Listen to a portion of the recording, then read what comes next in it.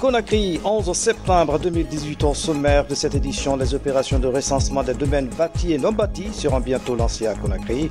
Pour le succès de ce programme, les agents recenseurs suivent une formation sur la fiscalité immobilière. L'initiative présidentielle fait des progrès. Les poissons géniteurs commandés par le chef de l'État, professeur Alpha Condé, sont en train d'être acheminés vers les sites de reproduction identifiés dans le pays. Au sommaire encore, prière de grâce pour la paix du cœur. Les pèlerins des églises et missions évangéliques séjournent actuellement à l'Israël. Là-bas, ils font des prières et des visites des sites historiques de la Bible. Mesdames et messieurs, bonsoir. Merci de l'attention et bienvenue dans cette édition. Le président de la République, professeur Alpha Condé, s'est rendu ce mardi au chevet de son frère et ami, Elhadj Balakaba de Kissidougou, en séjour à Conakry pour des soins, et l'occasion pour le chef de l'État de rappeler quelques souvenirs de combats politiques. Ibrahima Keïta revient sur les temps forts de cette visite. En séjour à Conakry pour des soins, Elhadj Balakaba, communément appelé Laye Bala de Kissidougou, a reçu ce mardi la visite du président de la République, le professeur Alpha Condé, à son domicile.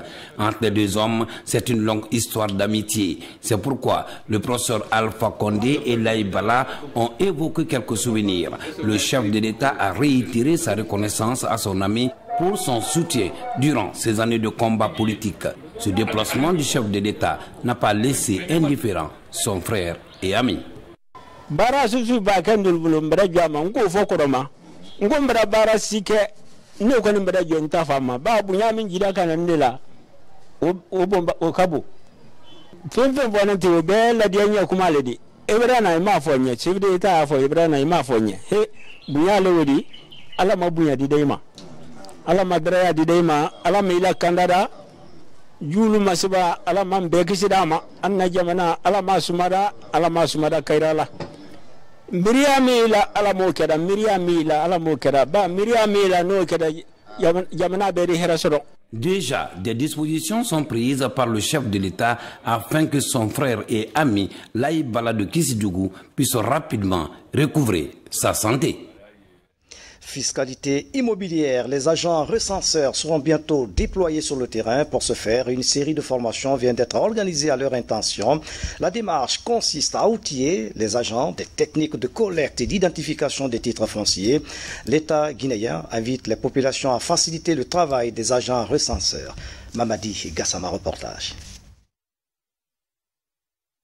À l'image de certains pays de la sous-région, la Guinée va bientôt lancer la campagne de recensement des bâtiments à usage d'habitation ou commercial.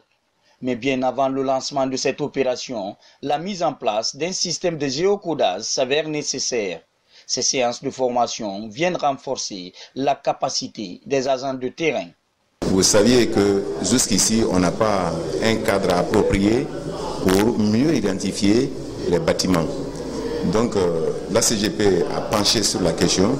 Nous avons développé un logiciel qui va désormais permettre de mieux identifier chaque bâtiment. Aujourd'hui, quand quelqu'un vient, il veut retrouver monsieur X, c'est très difficile. Avec les coordonnées, il va falloir qu'on demande, il faut rentrer ici, il faut aller ici, ainsi de suite. Donc, mais avec le code qu'on génère cette fois-ci, il suffit de donner le code là à quelqu'un. Automatiquement, l'intéressé peut retrouver là où il doit aller. Pour le ministère du Budget, l'opération de fiscalité immobilière permettra d'attribuer des adresses aux titres fonciers à partir de coordonnées géographiques.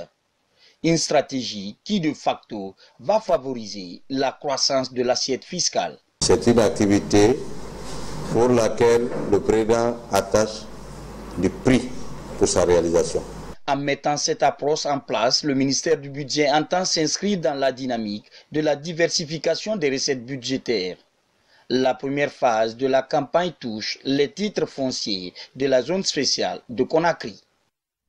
Le géocodage des bâtiments, une action encouragée. Une mission de l'ITIE international séjourne à Conakry. La délégation va rencontrer les acteurs impliqués dans le processus de l'ITIE qui fait la promotion de la transparence dans le secteur des mines. Une rencontre d'échange s'est tenue ce mardi avec le comité de pilotage de l'ITIE Guinée pour apprécier le niveau des préparatifs de la prochaine validation. Mamadou Alpha Baldi a suivi la rencontre. C'est une nouvelle étape vers la prochaine validation de la Guinée aux normes de l'initiative pour la transparence dans les industries extractives prévues cette année. Pour réussir cette évaluation, des représentants de l'ITIE international sont à Conakry pour échanger avec l'ensemble des acteurs du processus. La qualité des rapports produits, l'amélioration de la gouvernance du secteur minier ou encore les réformes et leur impact sur les populations locales sont évoqués. C'est une évaluation qui est donc indépendante. Nous sommes ici pour travailler avec les parties prenantes, y compris le comité de pilotage et les collèges qui le représentent, pour recueillir leur point de vue sur les avancées que la Guinée a entreprises pour mettre en œuvre cette norme ITIE. On a vu un réel impact, je pense, que ce soit au niveau de la divulgation, de la publication des contrats, de la mise en œuvre du système de transfert vers les collectivités locales. Je pense au niveau d'anecdotes purement à ce stade-là, on voit au moins un impact. Ce n'est pas juste un rapport, c'est une initiative, un processus qui amène des retombées tangibles. Et c'est bien le but. Après une longue séance de questions-réponses, bon nombre d'incompréhensions sont résolues. Pour la partie guinéenne, de nombreux efforts ont été réalisés, même si sur le chemin de l'excellence, les horizons bougent souvent. Cette délégation va travailler avec les administrations, avec les sociétés minières, avec les représentants des organisations de la société civile pour recueillir les avis des uns et des autres. Les observations, c'est beaucoup plus des questions de compréhension et la délégation qui est arrivée à l'expérience de beaucoup de pays et il se demande par rapport au Libéria, par rapport au Congo, par rapport à ce qui se passe en Asie et qu'est-ce que cela veut dire, ceci veut dire en Guinée. Et ils ont des définitions internationales, par exemple du troc dans le secteur minier. Et nous sommes en train de discuter des questions comme ça. Sinon, l'appréciation globalement est très bonne. À l'issue de cette phase d'échange avec les différents acteurs du processus, l'évaluation du pays démarrera. Pour une première étape, un cabinet indépendant donnera son avis après un examen approfondi du dossier guinéen, puis il reviendra à l'ITIE international de donner un avis définitif sur l'amélioration ou non de la transparence du secteur extractif guinéen.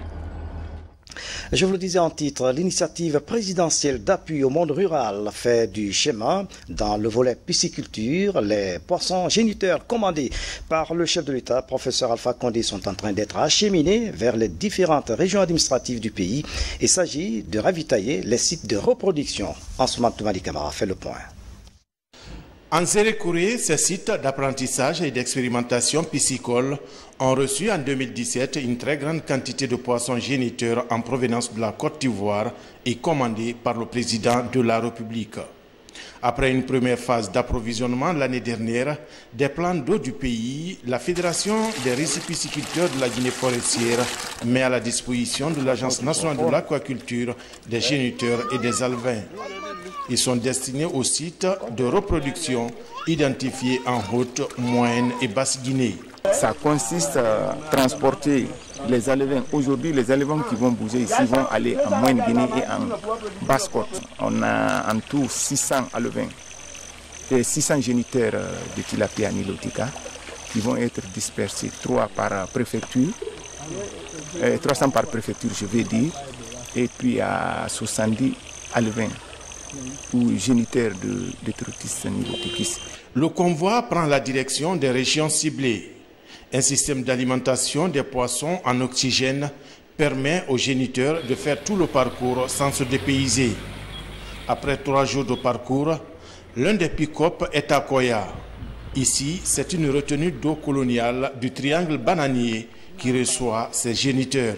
On a retenu ici compte tenu de l'importance et son emplacement, quoi. Parce que la plupart, les villages environnants tels que Doumbouya, les Karba et autres viennent pêcher ici. Comme nous luttons contre pour la sécurité alimentaire. Et le problème de poisson se pose avec acuité. Il faut intervenir, n'est-ce pas, dans ces zones pour que la population ait accès aux poissons, quoi. L'opération d'empoisonnement se fait avec un transfert de connaissances entre les techniciens de l'Agence nationale de la pisciculture et les bénéficiaires. Donc les riverains, non seulement on les familiarise avec ces nouvelles espèces dans leur milieu, mais aussi on leur enseigne quelques comportements ordinaires mais à observer pour pouvoir protéger les poissons qui sont empoisonnés. Pendant la période de reproduction, toutes les activités de pêche sont interdites dans cette retenue d'eau. Au bout de 3 à 4 mois, les alevins produits serviront à approvisionner les sites et les promoteurs piscicoles de Koya et environ. Demain, 12 septembre, les pays du comité permanent inter-État de lutte contre la sécheresse, SILS, vont célébrer la 33e journée de leur organisation, un événement placé sous le signe de la valorisation des produits forestiers, une manière de conforter la sécurité alimentaire. Fodé Camara. Pour renforcer la résilience des ménages ruraux, une synergie d'action se développe entre les États membres du SILS, comité permanent inter-État de lutte contre la sécheresse dans le Sahel. Couvrant 18 pays, cette organisation sous-régionale s'apprête à célébrer sa 33e journée sous les auspices du président du Burkina Faso, Roch-Marc Christian Kaboré, le nouveau président en exercice du SILS. Les produits forestiers non ligneux ont toujours joué un rôle très déterminant dans le régime et les habitudes alimentaires des populations du Sahel et de l'Afrique de l'Ouest. Sur le plan alimentaire et nutritionnel, leur disponibilité dans nos pays correspond en général à la période préoccupante de soudure où les stocks céréaliers sont à leur plus bas niveau et où la ressource en eau se fait rare. Le thème de cette 33e journée ressort l'importance des produits forestiers non ligneux, comme le néré, le karité et le miel. Appelés de façon péjorative produits de cueillette, les produits forestiers non ligneux contribuent au renforcement de la sécurité alimentaire des ménages vulnérables en milieu rural. Voudrais-je attirer l'attention de toutes et de tous sur la nécessité de veiller à la préservation de nos écosystèmes, principale source des produits forestiers non ligneux. Cela passe nécessairement par la mise en place de politiques vigoureuses de conservation de la nature.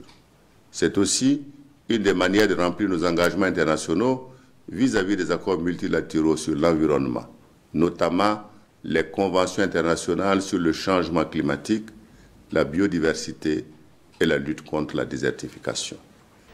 En Guinée et dans les autres États membres, le choix de cette politique de valorisation vise à susciter l'intérêt des partenaires techniques et financiers pour la vulgarisation des initiatives de transformation et de marketing des produits forestiers non ligneux, dont la valeur marchande et nutritionnelle est nettement sous-estimée. L'autre image de l'actualité nationale, la savane guinéenne est confrontée par des intempéries. Après Cancan, c'est la préfecture de Kouroussa qui vient d'être touchée par une forte inondation. Les communes rurales de Koumana, Balato et Baro sont sous les eaux. La forte pluviométrie serait à l'origine de cette situation. Les habitants appellent à un secours d'urgence. Fodé Bangali Fofana est notre correspondant permanent dans la région. Regardez. Les communes rurales de Koumana, Balato et Baro ont en commun le fleuve Niger qui les arrose toutes. Ce fleuve a débordé suite à des pluies diluviennes qui se sont succédées ces derniers jours, occasionnant une inondation dans ces communautés villageoises. Les habitants se sont réveillés les pieds dans l'eau. Cette inondation a causé beaucoup de dégâts. Des cases effondrées, d'autres fissurées. Certaines victimes de cette inondation, leurs bagages sur la tête, cherchent à trouver de nouveaux logements. Ces dégâts matériels sont surtout importants à Koumana Centre, à Baro, 2 des 3 districts centraux et le secteur de Sananko, relevant du district de Morikinyeba, ont été touchés. À Balato, nous avons eu 296 cases, n'est-ce pas, touchées et 2 maisons. Donc il y a eu 6 greniers de riz et de manioc sec, alors, qui ont été touchés. Il y a eu 139 ménages touchés. Bon, à Kourala, qui est l'un des secteurs de Balato, il y a eu 223 cases touchées, il y a eu 27 sacs de ciment et 2 sacs de riz qui ont été aussi gâtés. Le préfet de Kouroussa, qui avait fait le déplacement pour venir consoler les populations victimes, mesure la grandeur des dégâts de cette calamité naturelle. Nous, autorités en ce qui nous concerne, on ne pourra que déclarer pour que l'autorité au niveau central puisse venir en aide des populations sinistrées. Il y a beaucoup de personnes comme ça qui dorment à l'air libre parce qu'ils n'ont pas où dormir. Dans ces communautés villageoises, la peur est encore grande, car c'est la période des grandes pluies et l'eau est encore stagnante sous les pieds de certains bâtiments. SOS donc pour Kouroussa. Le nouveau gouverneur du district 403-1 du Lions Club est à Conakry. Le Mauritanien Fodé Amadou Nyangana multiplie les rencontres avec les autorités guinéennes et mettra son séjour à profit pour lancer certains travaux de son organisation. Lancé Kamisoko sur les pas du gouverneur du Lions Club. La série de visites de quelques services administratifs a conduit le nouveau gouverneur du Lions Club International au gouvernorat de la ville de Conakry, à la Cour des comptes, à la primature, au ministère de la Santé, de Jeunesse, de l'Action sociale et la Direction générale des douanes. Objectif, nouer des partenariats indispensables au bon fonctionnement du district 403 A1 du Lions Club International. Le choix est déterminant, la Guinée étant le deuxième pays pourvoyeur de cette organisation en termes d'effectifs, avec 14 clubs du Lions et 7 Léo. Ces échanges nous ont permis de présenter nos préoccupations et nos attentes, et également des opportunités à saisir pour que les Lions de Guinée puissent participer activement à la réalisation des objectifs que nous nous sommes assignés, dont le principal c'est d'améliorer la condition de vie des personnes les plus nécessiteuses. Au cours du séjour de son chef de file, le Lions Club procédera à la remise des dons de matériel à quelques structures sanitaires du pays, dont les CHU d'Ignasdine, Donka et l'hôpital de l'amitié sino-guinéenne. Pour renforcer et viabiliser ces activités sur le terrain, les responsables des institutions hautes affirment leur soutien sans condition aux actions de développement entreprises par cette organisation sur le territoire guinéen. Dans nos différents contrôles désormais, nous ferons beaucoup attention sur la contribution des bailleurs de fonds globalement, mais aussi ce que les dons que le Lions Club offre, par exemple à nos hôpitaux ou à d'autres institutions, à d'autres organes, pour voir comment ces dons sont gérés. Au mois de mai prochain se tiendra ici à Conakry le 38e congrès convention du district 403 du Lions Club regroupant l'Afrique et les pays de l'océan Indien. Plus de 1500 participants sont entendus. Et dès le 9 juillet 2019, la Guinéenne Mbalou Cissé, membre active, prendra les commandes du gouvernorat du district 403 A1 du Lions Club International. Reportage signé Ali Badara Kondé, lancé Kamisoko. Religion, les pèlerins des églises et missions évangéliques de Guinée sont arrivés en Israël avec leurs co-religionnaires du monde. Ils vont faire des prières pour leur nation avant de visiter les sites historiques de la Bible. Le reportage de nos envoyés spéciaux, Pierre Mbangou Tunkara et Sa Amaratondo. Après plus de 12 heures de vol, les pèlerins guinéens des églises et missions évangéliques arrivent en Israël. Ils sont venus voir et toucher du doigt les traces de leur sauveur Jésus-Christ décrites dans la Bible. La découverte de la Terre Sainte, bien avant la visite de ces endroits publics, est déjà réconfortante pour ceux qui viennent pour la première fois. Ça fait des années, j'ai lu dans la Bible, j'ai entendu parler, mais à ma descente de ce matin à la Terre Sainte, j'ai eu vraiment une satisfaction. Parmi la quarantaine de membres de la délégation guinéenne de cette année, Dr Raphaël Faya Tonguinou.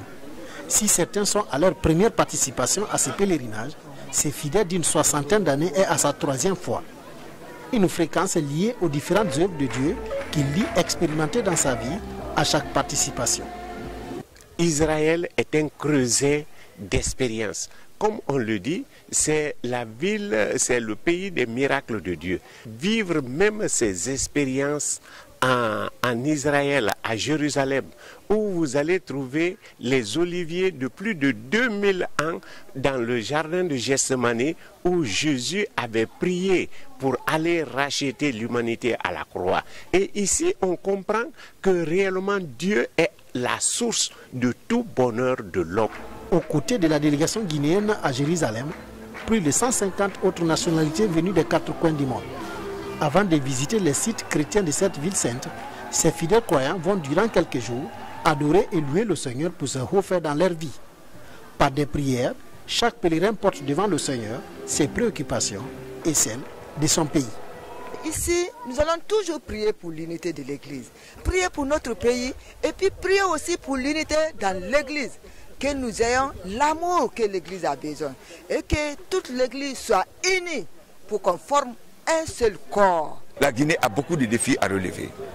La Guinée a beaucoup d'échéances qui nécessitent que l'Église s'élève et prie. C'est pour cela que nous venons nous joindre aux nations. Parce que là où il y a plusieurs nations qui se joignent pour prier, il y a effectivement la grâce de Dieu qui coule. Pour cette année 2018, des milliers de fidèles chrétiens des églises et missions évangéliques ont répondu à la convocation à Jérusalem. L'exercice a démarré il y a de cela 25 ans.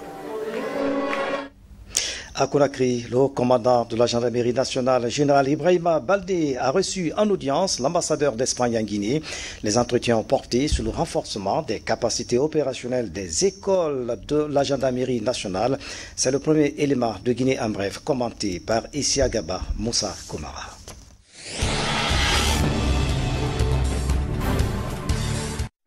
L'ambassadeur d'Espagne en Guinée a été reçu en audience par le haut commandant de la gendarmerie nationale.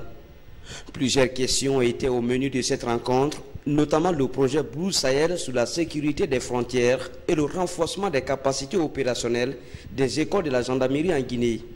Nous avons abordé toutes les questions bilatérales d'intérêt pour nos deux pays, spécialement les projets qui sont en cours au niveau de l'Union européenne, tout ce qui est possible de développer pour le futur.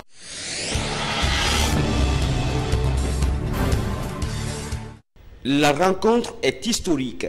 Elle mobilise les fils des deux plus grands cantons de Massanta, Konokro et Moïdou. Au cœur des échanges, le renforcement de la cohésion sociale et le développement de leur localité. Pendant ce temps, le manque d'infrastructures sociales de base frappe de plein fouet ces communautés qui vivent au pied du mont Ziaman. Nous avons vu notre canton, Konokro et Moïdou. On est nombreux, c'est la plus grande canton de la Guinée, si je veux dire. Pas seulement Massanta, mais c'est la Guinée. C'est la plus grande canton de la Guinée. Mais on a vu qu'on est trop en retard par rapport au développement. On n'a pas d'infrastructures routières, écolières, hospitalières, on n'a rien. Donc on a créé cette union, non seulement pour le développement de l'affaire sociale, mais surtout aussi le développement de l'économie.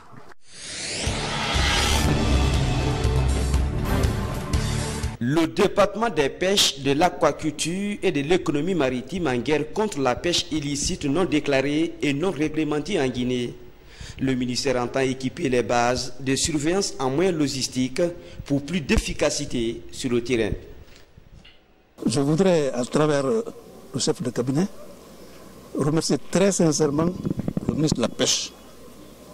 Parce que dès sa prise de fonction, il a fait du renforcement de CNSP sa priorité absolue. C'est pourquoi il a commencé par surveiller toutes les bases de surveillance, pour toucher du doigt toutes les réalités et savoir comment les agents vivent sur le terrain. C'est à la suite de ça qu'il a pris des engagements qu'il est en train maintenant de réaliser. Et c'est dans ce cadre-là que se situe la présente cérémonie de remise. Donc je demande à l'utilisateur de bien faire usage. Et il faut profiter de l'occasion pour rendre un vibrant hommage aux champions de la lutte contre la pêche illicite, non déclarée et non réglementée, le professeur Alpha Condé.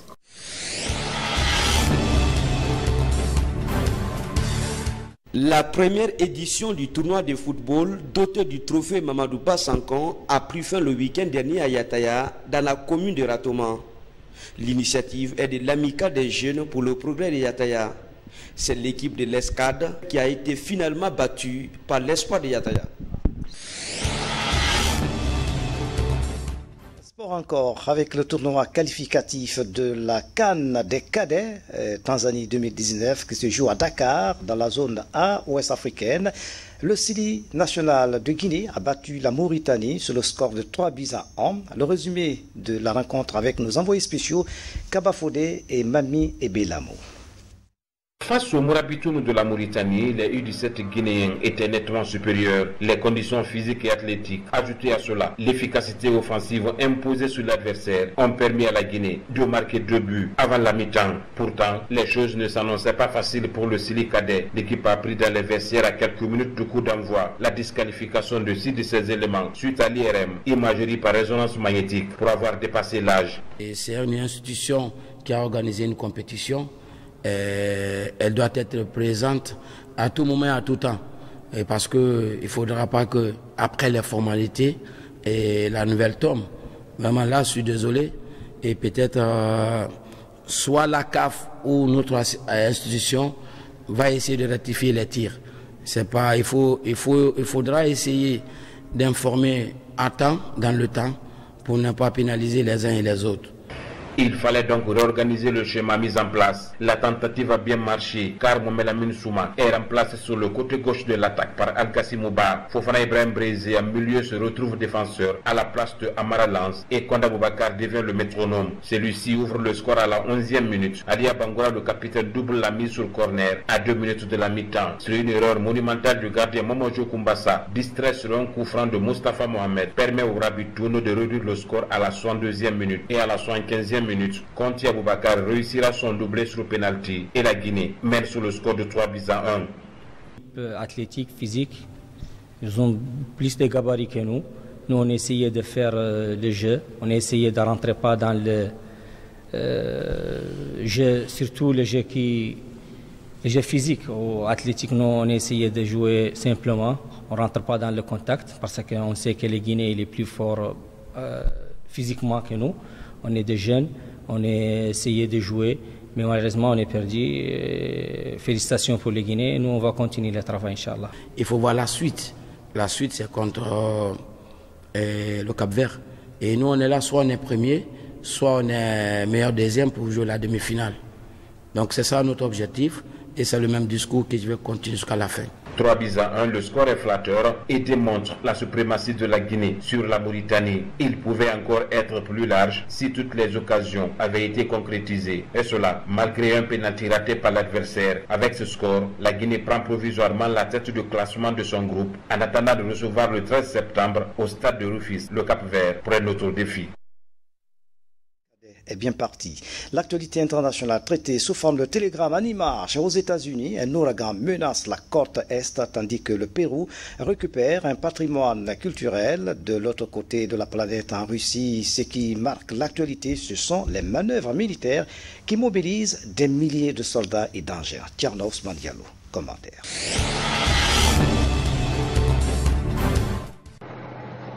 La Russie étale sa puissance militaire avec près de 300 000 hommes, 1000 avions et 80 navires et toutes les composantes de l'armée impliquées, avec des soldats chinois en soutien. La Russie a lancé mardi 11 septembre les plus vastes manœuvres militaires de son histoire. Ce déploiement massif auquel participent les armées chinoises et mongoles, baptisé Vostok 2018, continuera jusqu'au 17 septembre en Sibérie orientale et dans l'extrême-orient russe.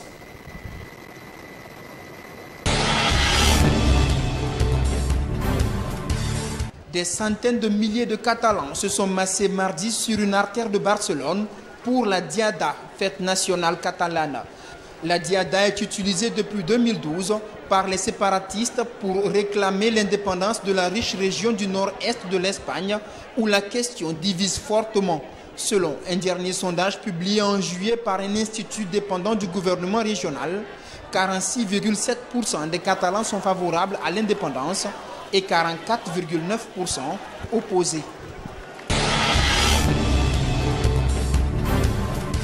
Aux États-Unis, la côte Est se prépare à l'ouragan Florence.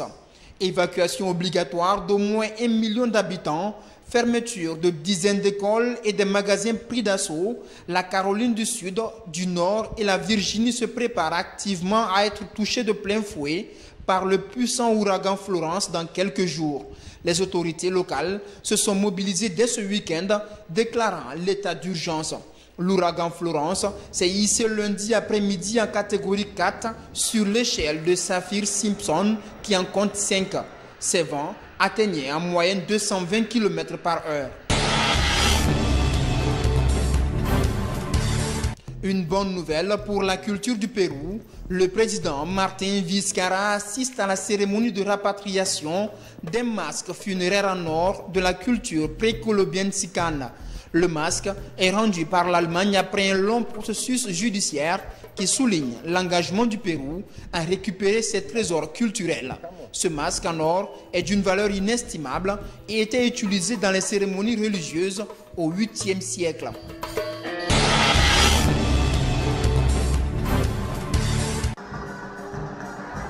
Diego Maradona reprend du service en tant que coach du club mexicain de 2e division, Dorados de Sinaloa.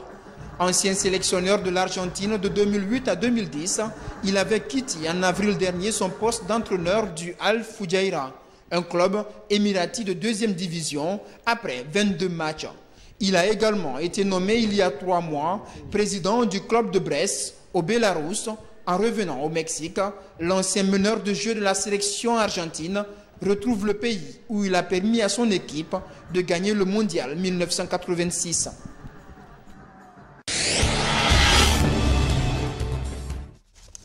Voilà, c'est la fin de cette édition à tous. Merci de nous avoir suivis. Le programme continue sur notre site web www.rtgcoloma.info.